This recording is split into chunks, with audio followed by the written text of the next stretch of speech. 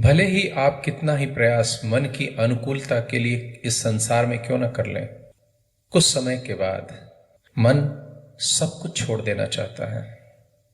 जैसे बच्चा किसी एक खिलौने से बहुत देर तक नहीं खेलता, उसका त्याग कर दूसरा खिलौना चाहता है, ऐसे ही आपका मन भी किसी एक विषय में बहुत देर तक नहीं रमता, क्योंकि वह अपने मूल स्रोत में लौटना चाहता है और आप उसको संसार में उलझाना चाहते हैं। इसीलिए वो कहता है कि अगर मुझे उलझाना चाहते हो तो नए नए विषय देते रहो।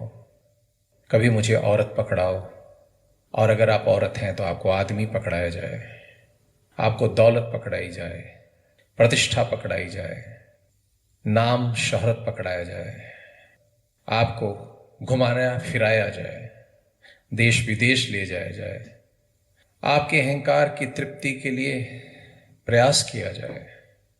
मन कहता है कि अगर मुझे संसार में रखना चाहते हो तो विषयों को बदलते रहो, और आप बदलते रहते हैं और आप ये नहीं समझ पाते कि मन चाहता क्या है।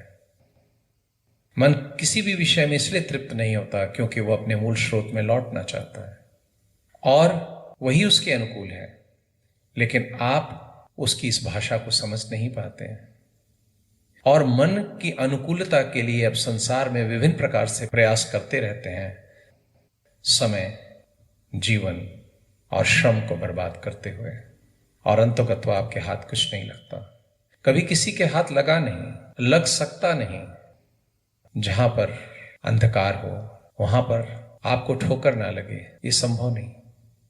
जहां पे सुख है नहीं, किसी को मिला नहीं, वहां पर आप खोजने का मूर्खतापूर्वक प्रयास कब तक करोगे?